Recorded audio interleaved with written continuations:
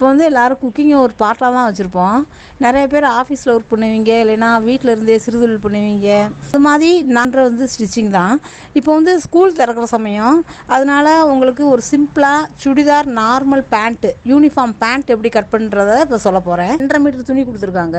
இந்த துணியை 4ஆக ஃபோல்டு பண்ணி இந்த வெட்டுப்பாகம் நமக்கு ஆப்போசிட்டில் இருக்கிற மாதிரி, ஓப்பன் பகுதி வந்து நமக்கு ஆப்போசிட்டில் இருக்கிற மாதிரி போட்டுக்குங்க. இதுக்கு வந்து மேலே வந்து கொஞ்சம் கிராஸ்லாம் இருக்கும். அதனால் அந்த கொஞ்சம் ஒரு 2 இன்ச்சு அளவில் விட்டு, துணி 2.5 மீட்டர் இருக்குது, 2 இன்ச்சு அளவில் விட்டு அப்படி கட் பண்ணி அதை எடுத்து வச்சுக்கோங்க. இந்த கிராஸ்லாம் போக நேராக ஸ்ட்ரைட்டாக கட் பண்ணி எடுத்து வச்சுக்கிட்டிங்கன்னா அது வந்து கயிறுக்கு வச்சுக்கலாம். இந்த துணி வந்து அளவு பேண்ட் இல்லதுக்கு அளவு தான் எடுத்து வச்சுருக்கேன். இது வந்து மொத்தம் இறக்க வந்து 42 இன்ச்சு வச்சுருக்காங்க, எழுதியிருக்கேன் நான். இதில் வந்து 34 இன்ச்சுக்கு நீங்கள் பேண்ட்டோட கீழே கால் பகுதி இறக்க வந்து 34க்கு எடுத்துக்கோங்க. அதுக்கு கீழே ஒரு 2 இன்ச்சுக்கு பட்டி மடித்து அடிக்கிறதுக்கு விட்டுக்குங்க.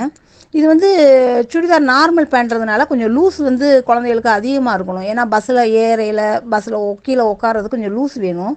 அதுக்காக மேலேருந்து ஒரு 1/2 இன்ச்சு தையல் விட்டுட்டு ஒரு 9 இன்ச்சுக்கு நீங்கள் குறிச்சிக்கிட்டு ஒரு 1/2 இன்ச்சுக்கும் தையல் விட்டுக்குங்க. தையலுக்கு விட்டு ஆக மொத்தம் 9.5 இன்ச்சுக்கு நீங்கள் குறிச்சிக்குங்க.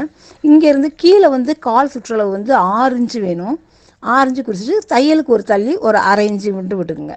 மொத்தம் 6 இன்ச்சு குறிச்சிக்கிட்டு லேசாக கிராஸாக கோடு போட்டு அந்த 2 இன்ச்சுக்கு ஜாயின் பண்ணிடுங்க. ஜாயின் பண்ணால் கீழே மடித்து அடிக்கிறதுக்கு. இப்போ 9.5 இன்ச்சிலேருந்து கரெக்டாக அந்த 6 இன்ச்சுக்கு ஒரு ஸ்ட்ரைட்டாக கோடு போட்டோம்னா கால் வந்து ரொம்ப லூஸ் இருக்கும். கால் தொடையெல்லாம் ரொம்ப லூஸாக இருந்தால் சுடிதார் நார்மல் பேண்ட்டுக்கு நல்லா இருக்காது, யூனிஃபார்ம் பேண்ட்டுக்கு. அதனால் லேசாக அப்படி வளைச்சி அப்படி கோடு போட்டு அந்த 9.5 இன்ச்சில் போய் ஜாயின் பண்ணிடுங்க. 6 இன்ச்சிலேருந்து கரெக்டாக அந்த 6 இன்ச்சிலேருந்து கரெக்டாக அந்த 9.5 இன்ச்சுக்கு அப்படியே ஜாயின் பண்ணிடுங்க. தையலுக்கு 1/2 இன்ச்சு வேறு விட்டுருக்கோம். இப்போ மேலே இந்த கீழே வெட்டியிருக்கும் பார்த்திங்களா, அந்த இதுலேருந்து அப்படி கிராஸாக வெட்டி இந்த 1/2 இன்ச்சுக்கு விட்டு அதை கரெக்டாக 1/2 இன்ச்சு தள்ளி கேப்பில் அப்படி நேராக வெட்டிடணும். குறிச்சிட்டு அப்படி நேராக வெட்டிடுங்க. வெட்டினீங்கன்னா தான் கால் வந்து ரொம்ப லூஸ் இருக்காது, முழங்கால் கீழே ரொம்ப லூஸ் இல்லாமல் பார்க்க நீட்டாக ஸ்ட்ரைட்டாக இருக்கும். இல்லாட்டி பட்டியாலா பேண்ட் மாதிரி ரொம்ப லூஸ் வச்சோம்னா சுடிதார் யூனிஃபார்ம் பேண்ட்டு நல்லா இருக்காது. இதே இது பட்டியாலா பேண்ட்டாக இருந்தால் இங்கனுக்குள்ளே லேசாக வளைச்சி வெட்டுவோம். இது சுடிதார் பேண்ட்டு நார்மல் பேண்ட்றதுனால இங்கனுக்குள்ளே வளைச்சி வெட்டலை. இடுப்பு சுற்றளவு வந்து நான் 42 இன்ச்சு எடுத்து வச்சுருக்கேன். அதனால் துணி 4ஆக மடிச்சிருக்கிறதுனால கரெக்டாக 40 இன்ச்சுக்கு 10 இன்ச்சுக்கு 4ஆக மடிச்சிருக்கனால 10 இன்ச்சுக்கு எடுத்திங்கன்னா அங்கனக்குள்ளே 4 துணி இருக்குது பாருங்கள். அங்கனக்குள்ளே 10 இன்ச்சுக்கு குறிச்சிட்டு அந்த இடத்துல லேசாக ஒரு ஸ்லீட் ஒன்று வெட்டிக்குங்க. ஸ்லீட் வெட்டினதுக்கு இந்த பக்கம் வந்து சுருக்கு வைக்கணும், இங்கிட்டு வந்து சுருக்கு வைக்கணும், அங்கிட்டு வந்து ஜாயின் பண்ணுறது. இப்போ இந்த கீழே இது வந்து பட்டி வந்து மடித்து அடிக்கிறதுக்கு அவ்வளோதான். இது வந்து கால் பகுதி ரொம்ப ஈஸியானது. உங்களுக்கு ஜாயின்லாம் நிறையா வர இந்த மெத்தடில் போட்டு விட்டோம்னா ஜாயிண்ட்டும் நிறையா கிடைக்காது. இப்போ மேலே இடுப்புக்கு மேலே சீட் பகுதி எப்படின்னு பார்த்தீங்கன்னா 2 துணி ஃபோல்ட் ஆகிருக்கிறதுனால உங்களுக்கு ஜாயின்லாம் நிறையா வராது. கீழே வந்து மேலே இடுப்புக்கு பட்டி மடிச்சு அடிக்கிறதுக்கு ஒரு 2 இன்ச்சுக்கு குறிச்சிக்குங்க. அப்படி குறிச்சிட்டு அந்த குறிச்சது கீழே ஒரு 8 இன்ச்சு குறிச்சிக்குங்க. ஏற்கனவே 34 எடுத்துருக்கோம், இப்போ ஒரு 8 இன்ச்சு குறிச்சு தையலுக்கு ஒரு 1/2 இன்ச்சு போக ஒரு 8.5 இன்ச்சுக்கு அப்படி குறிச்சிக்குங்க. மேலே வந்து ஒரு 12 இன்ச்சு குறிச்சிங்க. 42 இன்ச்சு வேணும். அதனால் நான் அதை வந்து ஒரு 12 இன்ச்சு கொடுத்துருக்கேன். 44 இன்ச்சுக்கு ஏன்னா முன்னாடி ஓப்பனுக்கு வேறு தையல் விடணுன்றதுனால ஒரு 12 இன்ச்சுக்கு நான் குறித்து வச்சுருக்கேன். குறிச்சிட்டு நேராக அதை கோடு போட்டுருங்க.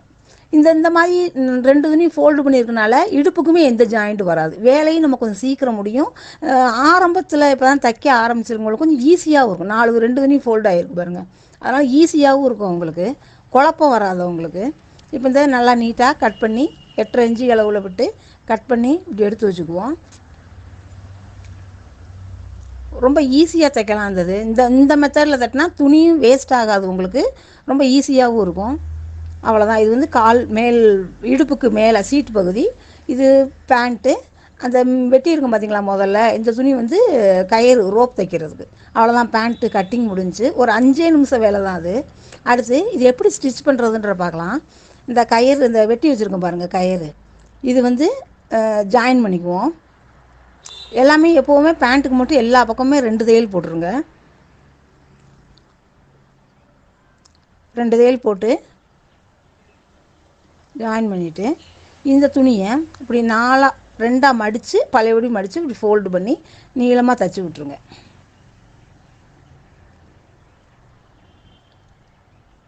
இந்த கயிறு தைச்சாச்சு.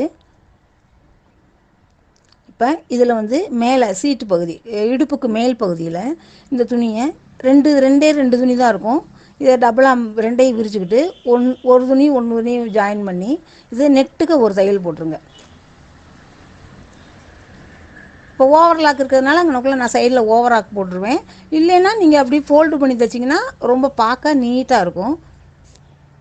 2 தையல் போட்டுருவோம் அதில். இதே போல் முன்னாடி நம்ம ஓப்பன் வச்சு கயிறு கோர்க்கிறதுக்கு மேலே ஒரு 1.5 இன்ச்சுக்கு விட்டுட்டு கீழே தள்ளி கொஞ்சம் மிஷின் நண்டு காலை தூக்கி இப்படி 1.5 இன்ச்சுக்கு விட்டுருங்க. விட்டுட்டு அதுக்கு கீழே தையல் நீளமாக ஸ்ட்ரைட்டாக ஒரு லைன் போட்டுருங்க. 1.5 இன்ச்சு விட்டுட்டு கரெக்டாக டபுள் தையல் போட்டுருங்க. மறக்காமல் பேண்ட்டுகளுக்கு மட்டும் எப்போவுமே டபுள் தையல் போடுங்க. கரெக்டாக போட்டுட்டு இப்போ அதை எடுத்து திருப்பி விட்டு அப்படியே நகத்தில் அப்படியே கீறி கொடுத்தீங்கன்னா கரெக்டாக படிஞ்சிடும் துணி. அப்படியே கரெக்டாக துணி படிஞ்சு வரும்.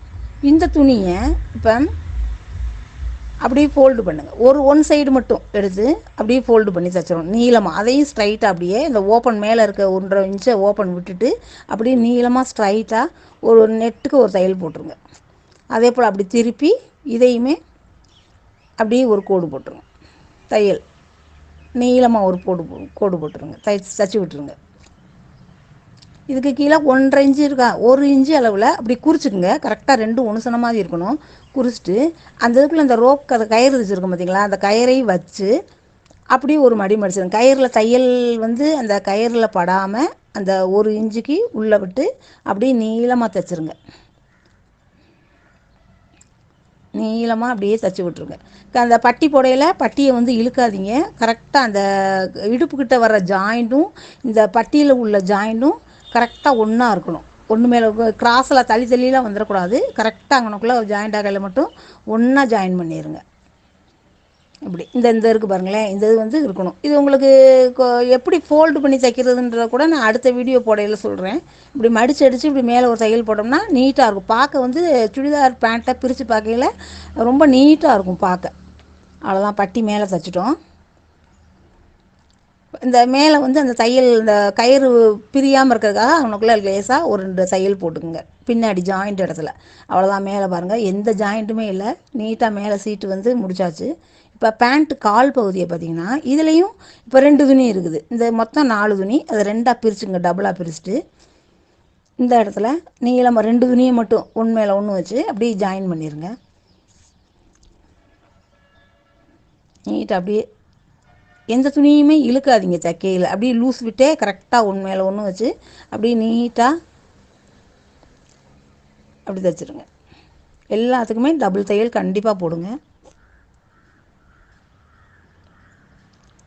அப்படியே தைச்சி விட்டுருங்க. தைச்சி விட்டு லேசாக அப்படி நேரத்தில் கீறி விட்டிங்கன்னா அப்படி கரெக்டாக படிஞ்சு இந்த சுருக்கு இருந்தாலுமே சுருக்கு தனியாது கரெக்டாக மடிஞ்சு வரும். இப்போ உங்களுக்குள்ளே ஸ்லீட் வெட்டியிருக்கோம் பாருங்கள், 10 இன்ச்சுக்கு மேலே விட்டு அந்த இடத்துல மட்டும் நீங்கள் சுருக்கு வைங்க. இப்படி ரெண்டுமே ஒன்றை பார்த்த மாதிரி கரெக்டாக அந்த தையலுக்கு நேராக இந்த பக்கம் இப்படி சுருக்கு ஒரு 3 சுருக்கு வச்சுட்டு கரெக்டாக அந்த தையல் போக அங்கிட்டு வரையில் இப்படி சுருக்கு வச்சுட்டு இந்த தையலுக்கு அங்கிட்டு வரையில் அந்த தையல் வந்து இந்த சுருக்கு மடிப்பை பார்த்துருக்கணும். அப்படி வைக்கணும். அப்படி திருப்பி இப்படி இந்த பக்கம் வரையில் இங்கிட்டும் அந்த பக்கம் வரையில் இந்த சுருக்கை பார்த்தும் இப்படி வைங்க. இதே இது நான் எக்ஸ்பீரியன்ஸ் உள்ளவங்களாக இருந்தால் நீங்கள் பேண்ட் இந்த மேலே சீட்டு பகுதியும் அந்த மேலே கீழே உள்ள கால் போய் ஜாயின் பண்ணி தைச்சிக்கலாம். இப்போ ஆரம்ப ஸ்டேஜில் உள்ளவங்களுக்கு கொஞ்சம் குழப்பம், அதுக்காக தான் இப்படி சொல்கிறேன். கரெக்டாக சுருக்க சும்மா ரஃப் தையல் பெரிய தையல் போட்டு இப்படி 3 சுருக்கு இந்த பக்கம் வைங்க. அதே மாதிரி இந்த ஜாயிண்ட்டுக்கு அப்புறம் வரையில் அந்த 3 சுருக்கும் இந்த சுருக்கை பார்க்குற மாதிரி இப்படி திருப்பி இப்படி வச்சுக்கோங்க. சும்மா ரஃப்பாக ஒரு பெரிய தையலே போடுங்க. எக்ஸ்பீரியன்ஸ் உள்ளவங்களாக இருந்தால் பிரச்சனை இல்லை, அவங்களே நீட்டாக அதை ஜாயிண்ட் சுருக்கு போடாமையே வச்சு தைச்சிருவாங்க. ஆரம்பத்தில் உள்ளவங்களுக்கு குழப்பம், அதுக்காக தான் இப்படி தைச்சி காமிக்கிறேன். பாருங்கள், இந்த சுருக்கு ஒன்றா இருக்கா, எப்படி இருக்குது பாருங்கள். அவ்வளோதான். இது இப்போ அந்த மேலே அந்த சீட் தச்சு வச்சுருக்கோம் பாருங்கள், அதை ஜாயின் பண்ணுறது இந்த துணி நல்ல பக்கம் மேல் பக்கம், அதே மாதிரி அந்த துணியில் உள்ள மேல் பக்கத்தையும் வச்சு அந்த தையலையும் ஒன்றா வச்சு ரஃப்பாக சின்னதாக ஒரு தையல் போட்டுங்க. அப்போ தான் உங்களுக்கு குழப்பாது. இல்லாட்டி இந்த பக்கம் மேலே உள்ளதை கீழே உள்ளதை மேலேயும் வச்சுருவீங்க, இப்படி ரஃப்பாக ஒரு தையல் இந்த பக்கம் போட்டுருங்க. அதே மாதிரி அந்த பக்கமும் அந்த நல்ல பக்கத்தையும் இந்த நல்ல இருக்குது பாருங்கள், இதுவும் தையல் தெரியாத பக்கத்தையும் அந்த பக்கத்தையும் வச்சு ரஃப்பாக ஒரு தையல் போட்டுக்குங்க. உங்களுக்கு இப்படி தச்சு வரையில் துணி மாறாது, கரெக்டாக இருக்கும். லேசாக ரஃப்பாக ஒரு தையல் மட்டும் இப்படி போட்டுக்குங்க. போட்டுட்டு இப்போ நீங்கள் தச்சு வரையில் சப்போஸ் உங்களுக்கு துணி கொஞ்சம் எதுவும் லூஸ் கீஸ் இருந்தால் லைட்டாக ஒரு சுருக்கு வச்சுக்கலாம். கரெக்டாக ஜாயிண்ட் ஆகும். அந்த முதல்ல ஏற்கனவே ரஃபாக வேறு ஒன்று போட்டிருக்கோம். இப்படி வரையில் உங்களுக்கு எதுவும் கொஞ்சம் லூஸ் அதிகமாக இருந்தால் இங்கனக்குள்ளே லேசாக ஒரு சுருக்கு மட்டும் வச்சுக்குங்க. எங்கனக்குள்ளே சுருக்கு இருக்கும் அந்த சுருக்கோட சேர்த்து 3 சுருக்கு வச்சிங்கன்னா எங்கனக்குள்ளே ஒரு சுருக்கு 4 சுருக்கு சேர்த்து வச்சுக்குங்க. அவ்வளோதான். கரெக்டாக பாருங்களேன், இப்போ அந்த தையலும் ஒன்றா வருது.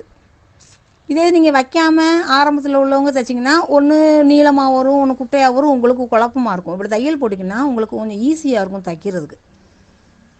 அவ்வளோதான். சுருக்கு வச்சு நீளமாக நெட்டுக்கு அடித்து விட்டுருங்க.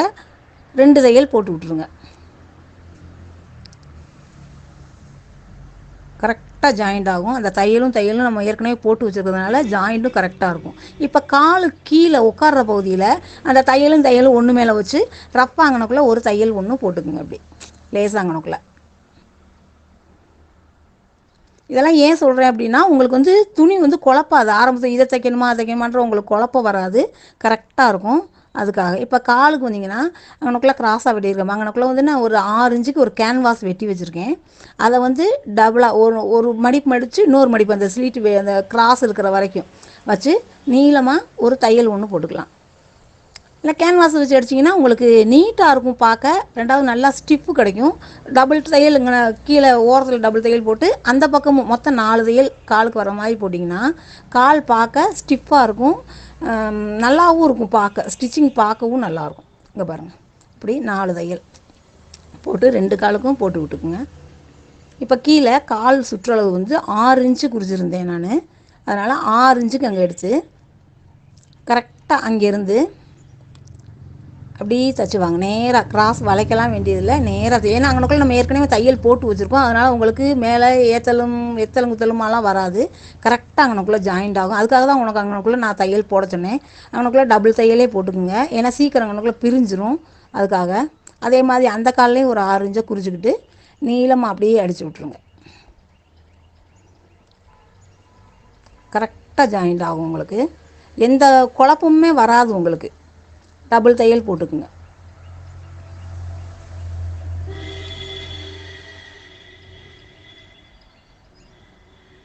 இப்போ அந்த கயிறு வந்து கொஞ்சம் மொட்டையாக அசிங்கமாக மொழுக்குன்னு இருக்கிறதுனால லேசாக ஒரு 2 இன்ச்சுக்கு ஒரு சதுரமாக ஒரு துணியை கட் பண்ணி இப்படி மடித்து வச்சு இப்படி அடிச்சிங்கன்னா ஒரு குஞ்சமாட்டம் இருக்கும், பார்க்க கொஞ்சம் நீட்டாக இருக்கும். அதுக்காக தான் அந்த குஞ்சம் வைக்கிறது. ரொம்ப ஈஸியாக ஒரு அரை மணி நேரத்தில் இந்த சுடிதார் நார்மல் பேண்ட்டை கொஞ்சம் பழகுறவங்களாக இருந்தாலுமே ஈஸியாக தைச்சி முடிச்சிடலாம். உங்களுக்கு ரொம்ப இது ஈஸியாக புரிஞ்சிருக்குன்னு நினைக்கிறேன். அடுத்து இங்கனக்குள்ளே பார்த்தீங்கன்னா கீழே வந்து பிசரெல்லாம் நீட்டாக கட் பண்ணிவிட்டு ஓவர்லாக் இருந்தால் ஓவர்லாக் போட்டுக்குங்க, பார்க்க நீட்டாக இருக்கும். திருப்பி பாருங்கள், பேண்ட்டு பார்க்க எவ்வளோ நல்லாயிருக்கு அப்படின்னு. கரெக்டாக இருக்கும். உங்களுக்கு அடுத்து இது மாதிரி என்ன மாதிரி கட்டிங் வேணுன்றதையும் எனக்கு கமெண்ட் பாக்ஸில் சொல்லுங்கள். நீங்களும் இது மாதிரி தைச்சி ட்ரை பண்ணி பாருங்கள். எப்படி ஈஸியாக இருக்கா என்னன்றதையும் எனக்கு கமெண்ட் பாக்ஸில் போடுங்க.